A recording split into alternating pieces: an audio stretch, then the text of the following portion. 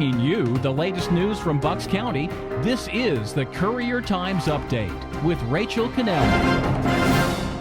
Good afternoon, everyone. I'm Rachel Canelli reporting from the Courier Times newsroom with your news update for Friday, February 15th. We begin right now with the news that a lawsuit has been filed on behalf of the 16-year-old Neshaminy student who was critically injured in that Boston bus crash earlier this month. It's the first complaint filed against the owner of Cavalry Coach and the bus driver who slammed the vehicle into a low overpass. Matthew Cruz has severe injuries to his head and neck. He was on board with more than 40 others. They were headed back to Bristol after a field trip to Harvard with the nonprofit group Destined for a Dream. The attorney for the Cruz family hasn't said how much money they're seeking. Reporter George Matar has more details in a story at buckscountycouriertimes.com. In a stunning courtroom display, the driver in a double fatal high-speed car crash apologized to the victim's family and then got a surprising reaction. After Matthew Carter told Paul LeBranche's family he was sorry for the horrific accident that ended the 46-year-old Bristol man's life and his passengers, the family forgave him. The family's response left the whole courtroom in tears. Courts reporter Lori Mason-Schroeder was there and got reaction for an emotional story on our website. Something I'd never seen before, where the victim's family actually stood up in court and forgave the defendant. Not too many dry eyes in the court room at that point. I've never seen that before, and I give that family a lot of credit, and it shows you really what kind of person the deceased Paul LeBranche was, that his family was able to do that today. It really meant more to him to have their forgiveness than a year here or a year there could have. He is genuinely sincere in his remorse, and being able to serve his sentence knowing that they forgive him will allow him to start to forgive himself. Carter was sentenced to 7.5 to 15 years in a state prison. He admitted speeding and being drunk in the July crash in Falls. In the aftermath of 18 people being arrested in connection with alleged theft and corruption, costing taxpayers $1.5 million, Bensalem school officials are saying they are now reinforcing policies designed to prevent theft. The school board is now getting detailed accounts of district bills rather than summaries. Officials also canceled some employee credit cards, and every employee must put in a request for a purchase and then it's reviewed. Reporter Danny Adler has all the details in a story online.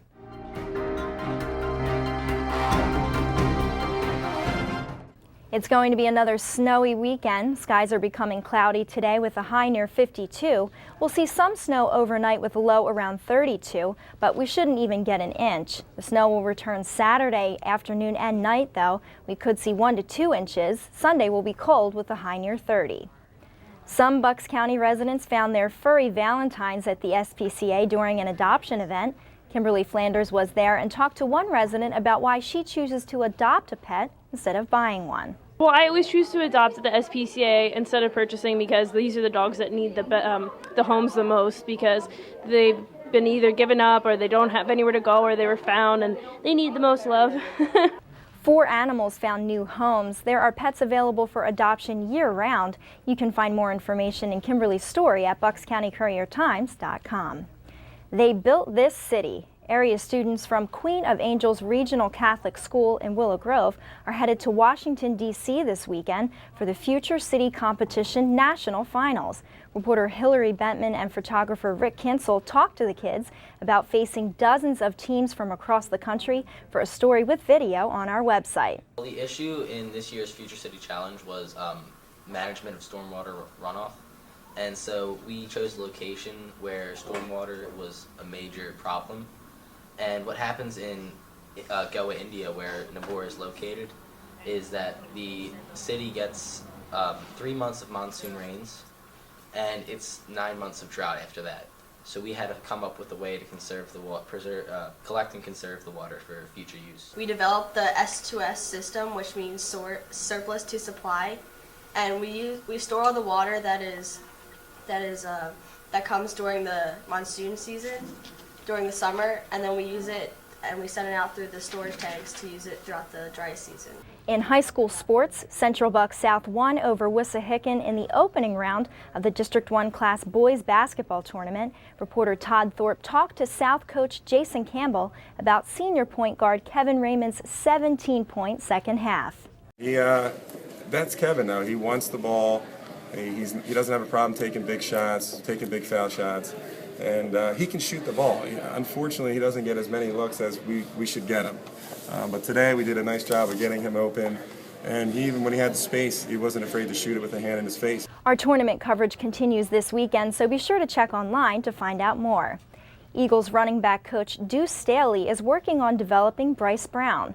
Brown struggled with fumbles last year, but Staley told sports reporter Ed Kratz he thinks the second-year back can put those days behind him the more he plays. Once again, the sky's the limit for Bryce. Confidence is an issue or area where we're going to have to address. And what I mean by confidence, I'm just saying being on this level. A kid that didn't have a lot of playing experience in college. Last time he started was high school.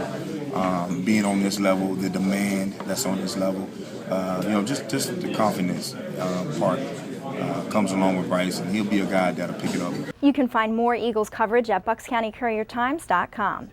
Now here's a look at what we're working on in the newsroom. The Neshaminy School District is appealing a Bucks County judge's ruling that a teacher who was dismissed after being charged with retail theft must be reinstated. Beat reporter Christian Mena will have the latest. Sunday is the 5th annual Bucks County Bridal Show, and we'll have a reporter and photographer there covering. And finally, we've seen so much generosity from this community in our efforts to raise $200,000 for a new homeless shelter kitchen. We're almost halfway there, and columnist Phil Gianfrancaro will tell you the tale of an elementary school kid who's helping the cause. You won't want to miss it. You can find all of these stories and the latest local news at buckscountycouriertimes.com. I'm Rachel Canelli. Thanks for watching and have a great weekend.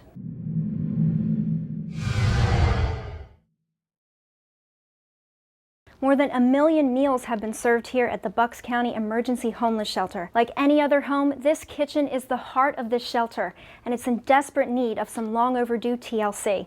That's why Family Service Association, Comcast, the Courier Times, and Intelligencer newspapers are teaming up in a campaign asking you, Bucks County, to buck up. There will be collection boxes all across the county, so buck up, Bucks County. Let's take care of the heart of this shelter together so they can cook and serve 1 million more meals to those in need.